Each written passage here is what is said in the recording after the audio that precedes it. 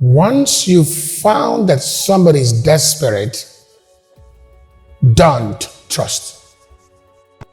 Run from someone that has no experience and fruit, but knows everything. He talks everything, he has answers to everything, but there's no experience, no fruit.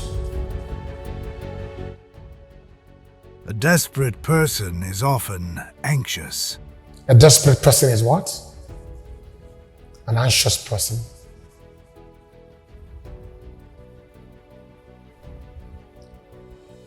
A desperate person is obviously anxious, both at work, in the family, in church, whatever position, whoever you see that is desperate, do not trust what they say. Do not trust the sentiments that they project.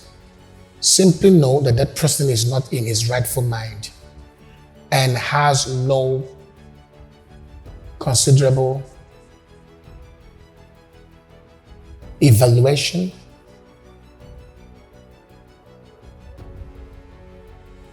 of what choices he is making. Because over time, you become responsible for their irrational decisions.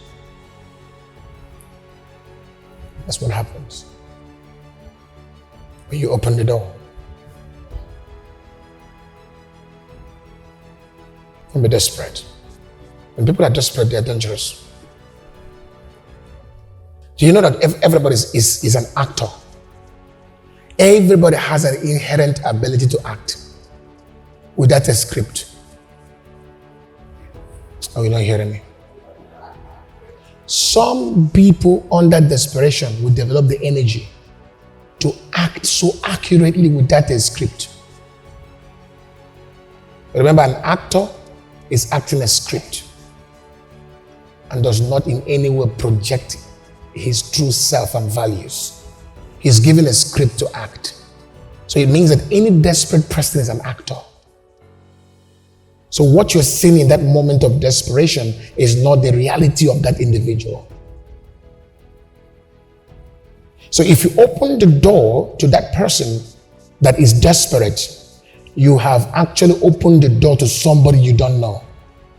Because the very projections that that person has projected on that desperation is not who he or she is in reality. It is when you welcome that person in and they've settled, you see the realities of that person surface.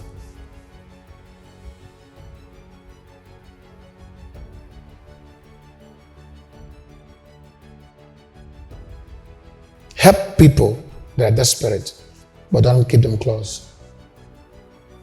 Don't allocate any significant position, and do not in any way open much doors until that person has manifested their true values and intentions.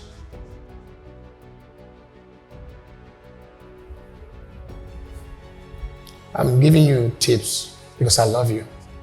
Why am I a success in all angles? Is that the wisdom I implement day and night. I've kept this wisdom as my pillow, as where I lay my head on. I process everything that I do through wisdom. Why desperation can make someone seem vulnerable and indeed in need of help. It can also lead to a manipulative and unworthy behavior, as people may resort to extreme measures to survive or to achieve their goals.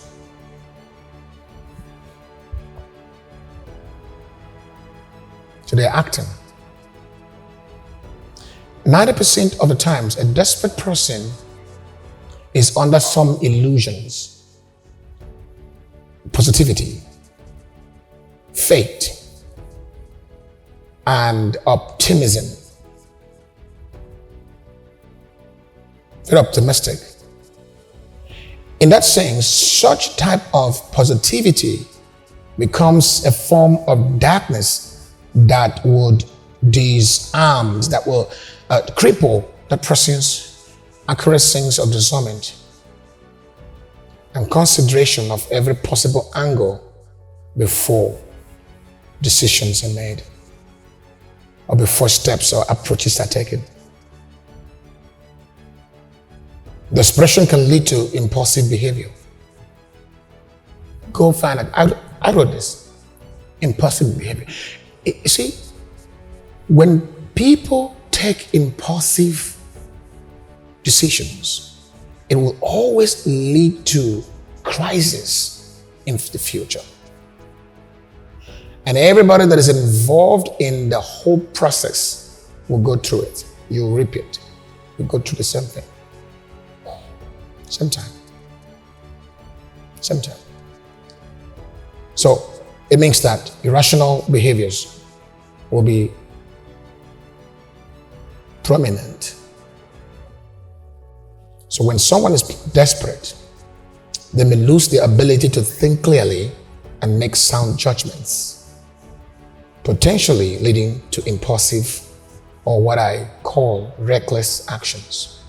90% of the times, desperate people might have a history of broken promises or unreliable behavior, making it difficult to trust them. Run from someone that has no experience and fruit, but knows everything. He talks everything, he has answers to everything, but there's no experience, no fruit. A person with a big mouth and knows it all, but has no experience and fruit. Not something in his life. He's grown up. He has gray hair everywhere. Not only gray hair, gray chest, gray everywhere, or not even gray hair, maybe young or whatever. It doesn't matter what age bracket.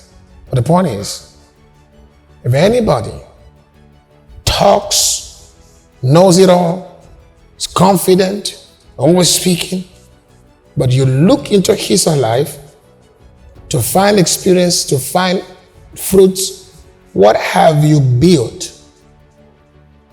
What have you sustained? What's your history? What's your fruit? Show us your fruit. Be careful of such, because such people talk, they have sweet tongue, but they have no fruit. They have sweet tongue, they have no integrity. They have sweet tongue, they have no character. They have sweet tongue, but there is no truth and purity around the weight of their conversations.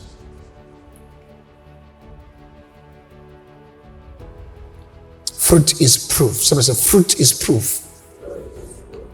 I don't care about what you say. Show me the proof. Show me the proof. Show me the fruit. If you're talking something that you cannot show me the proof, keep your mouth shut. What will attest and affirm the realities of what you're saying is your fruits. I'll show you a scripture. Matthew chapter 7 verse 16. And I'm going to read all the way to 20. You shall know them by what? Not by their words. Because manipulation can go through words. Anybody can claim anything. Anybody can tell you he knows everything. Anybody no. Don't tell me much. Show me your fruit. Show me the proof. Let's go. You shall know them by their fruits. Do men gather grapes of thorns, or figs of testos? So even so, every good tree bringeth what? Forth good fruit. But a corrupt tree bringeth forth evil fruit. A good tree cannot bring forth evil fruit. Neither can a corrupt tree bring forth good fruit. Now let's go. Let's read one to go. Every tree that bringeth not forth good fruit is hewn down and cast into the fire. Last one. One to go. Not by their words, not by it's fruit. Sir, I don't care what you have told me. I don't care your expressions. Give me time to check out your fruit. Please don't force me to accept what you're saying. The Bible has not allowed me to accept you based on what you say. It said, I will know you by your fruits. And for me to see your fruit, I would have to wait for your season to bear fruit. You didn't hear me. I have to wait for your fruit. Is that correct? And fruits don't come overnight. Some of you are still young trees. You've not even reached the age to bear fruit. So maybe for me to know who you are might take 5 years. Sometimes it might take 8 years. Sometimes it might take 10 years. There are some trees that take up to 9 years to produce the first fruit, to kick into season. Is that true? Yes. So please give me time. Don't come here and say, don't come here acting. We are all doing shama here. So we all do prayer here, but don't say I should accept you for doing shama. Give me time. Give me years to check out your fruit.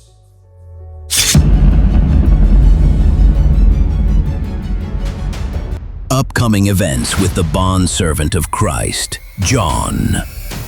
USA, get ready for the first conference of 2026 in January with the bondservant of Christ. Dates soon to be announced. Stay tuned. For more information, go to hub.drealms.org. Global Raw for all nations at Grand Arena, Grand West. To secure your spot, visit hub.drealms.org or scan the QR code on the screen. Date, Saturday, 6th of December, 2025. At 10 a.m. till 6 p.m. Central African Time. Venue, Grand Arena, Grand West. Address, 1 Jakes Gerwell Drive, Goodwood, Cape Town, 7460. On Sunday, the 7th of December, right after the second service, we'll be having our water baptism with the bondservant of Christ, John. Scan the QR code and register now.